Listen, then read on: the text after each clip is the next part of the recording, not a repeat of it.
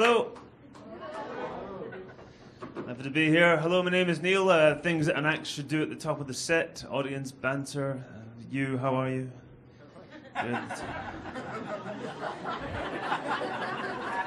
Concludes the audience banter. Secondly, local reference, just to put you at your ease. Saltine, was it? Yes. Yeah.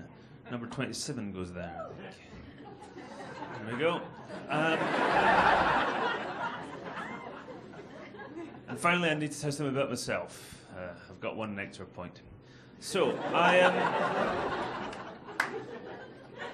learned some exciting lessons this week, Brighton. The first thing I learned was this: a breast screening is not what it sounds like. Caused a bit of a scene down the health centre with my popcorn.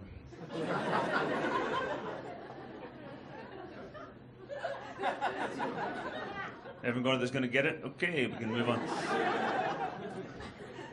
And the next thing I learned was this: if you're walking down the street and somebody's walking towards you, just as that person draws level, if you just go, freeze! They do.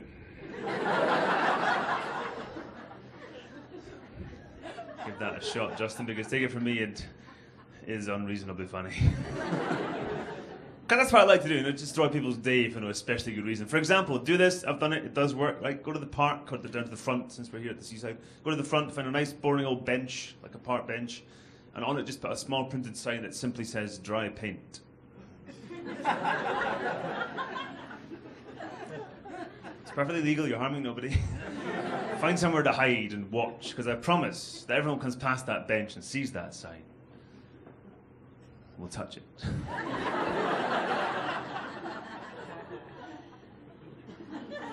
Even if they didn't have any plans to sit down. Is it really dry? What the fuck? It is.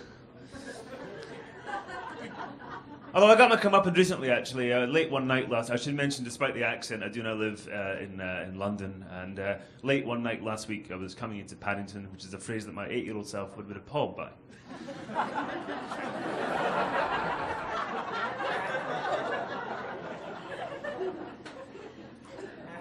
Everyone got it that's going to get it? Okay, we can move on. Now, clearly I was coming late into Paddington railway station and not the popular and beloved cartoon bear.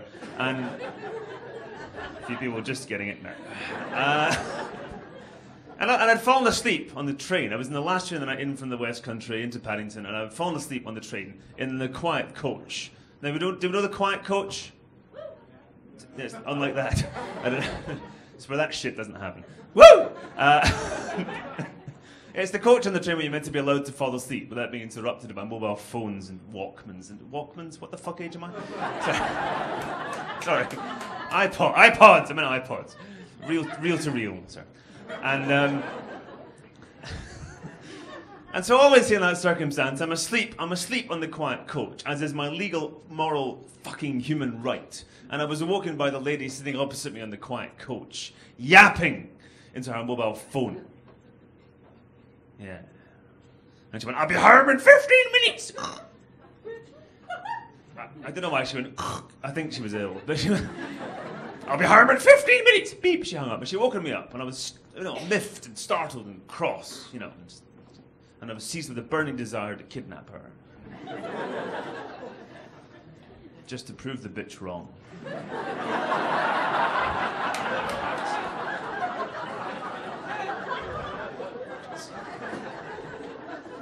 That's how I roll. But before I go, I thought I would do more.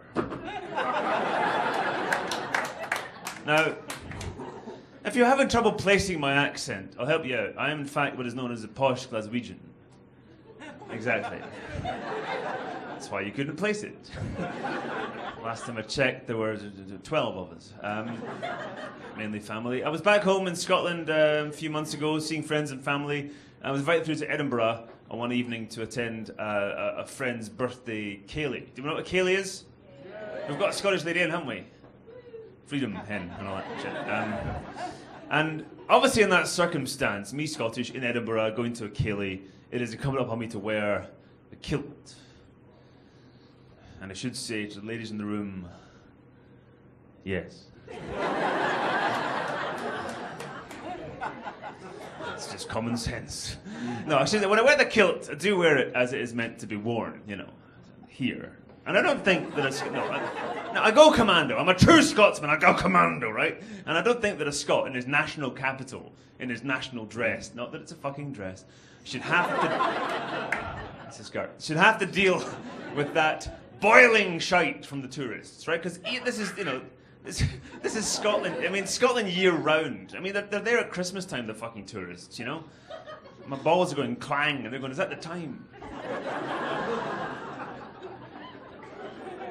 But Edinburgh is chock full of tourists, no matter what month it might happen to be. You know, even in the coldest months that Scotland has to offer the world, like July, they're still there, right?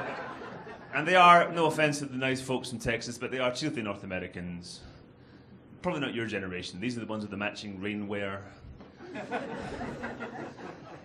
And the inspired questions. Where's the castle? There.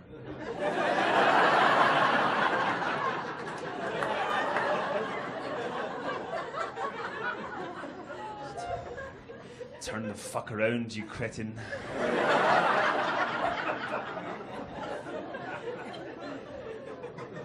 Like, even at night, hey man, where's the castle? It's the thing on the hill with the turrets that's floodlit. Are you fucking ill?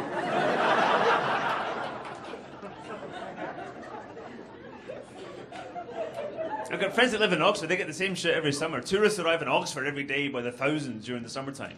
And they all get off the coach, and that's the same poor fucking local. Say, hey, pardon me, where's the university? It's fucking everywhere.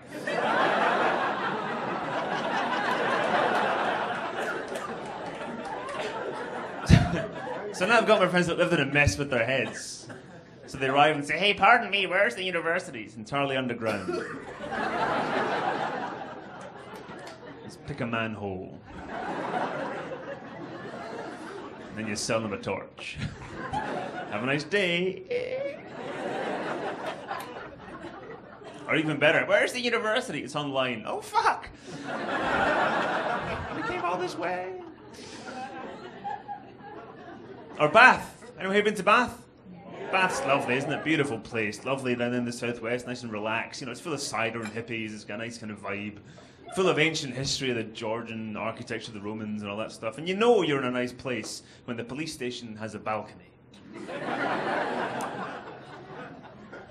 It has this lovely Georgian mansion with a fucking veranda outside. You just think that every night out comes the chief constable with the gin and tonic, just goes, yes, everything seems to be fine.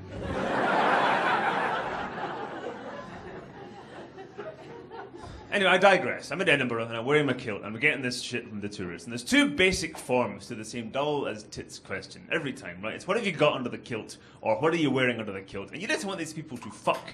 Thanks. Oh, drop your pen there, man. That was the weirdest heckle I've ever had. Ink! Write something else.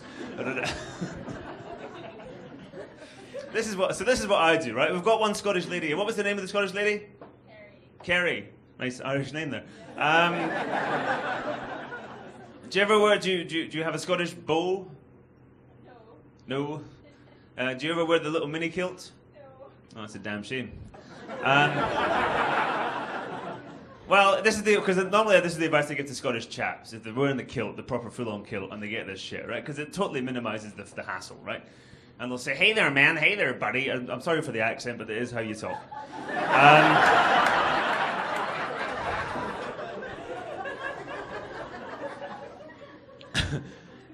They say, "Hey there, man. Hey there, buddy. What do you got under the kilt there?" I said, "A mediocre penis." They don't tend to hang around. No matter what the six shots are like, "Okay, I'll bid you good night." Or they say, "Hey there, man. Hey there, buddy. What are you wearing under the kilt?" And I say, "Lingerie." And they don't usually hang around. And if they do, I don't. This is an ordinary deck of playing cards. So, I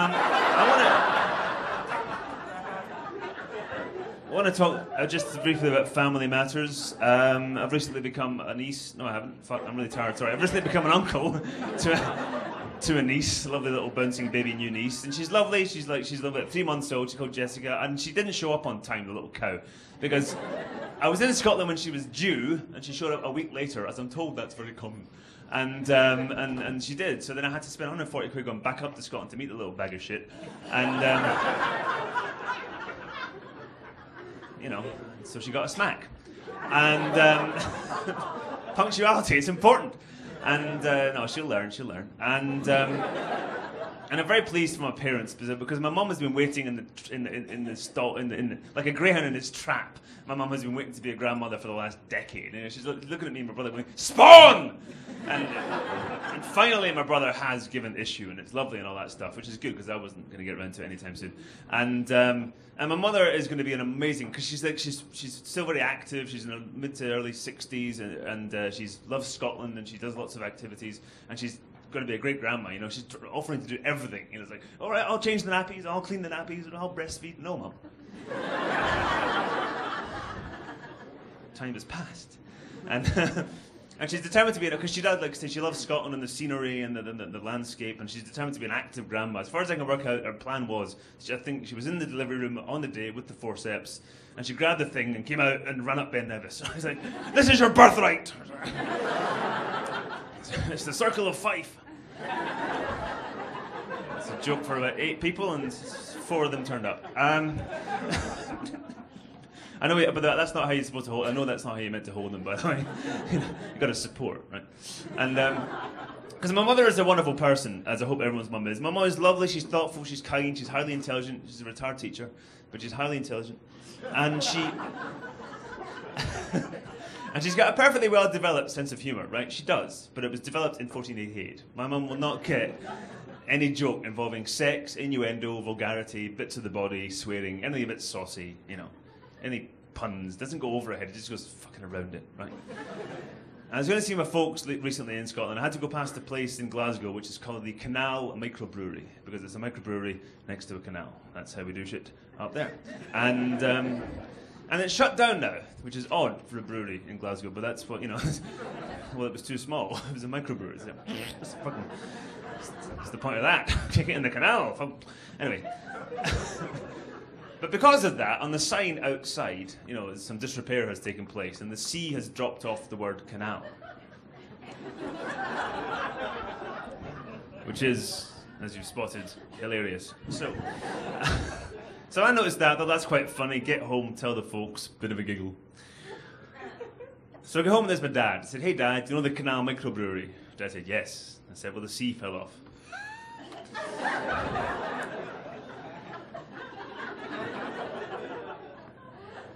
Dad said, "Very good, move along." But the point is, he got the joke, right? He understood the basis of the joke. Didn't have to go any further. Told my brother, he got the joke. Told the goldfish, it got the fucking joke. Waited 10 seconds, told it again. Then I got to my mum. Lovely, wonderful, keen, enthusiastic, loving, intelligent, wonderful mum. I said, "Hey Mum, do you know the Canal Microbrewery?" Mum said, "Yes, dear." I said, "Well, the C fell off."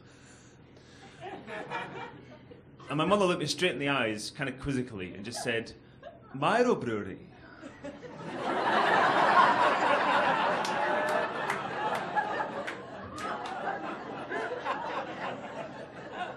How the boiling piss do you get it that wrong? That's called walking the whole length of the stick to get to the wrong fucking end of it. But I do love her. But anyway, I'm going to leave you now, folks. Don't forget sex is... Oh, before I do, could I just have a little bit of light jazz, please?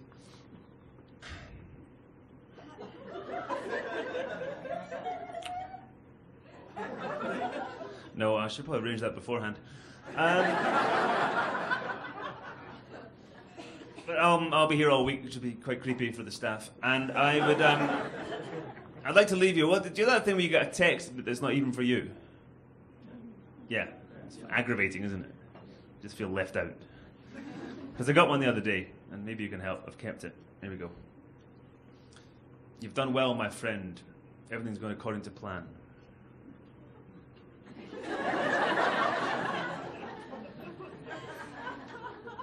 And then from the same number, 2 minutes later, "Forget you saw that."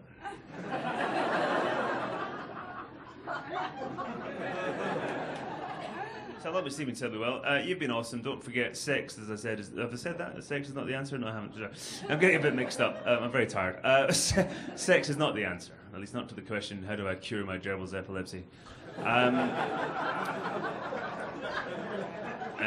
don't overthink that one. And at the risk of ending on a downer, I'd like to leave you, staying with family matter, I'd like to leave you with my grandfather's last words to me. I'm not speaking to you anymore.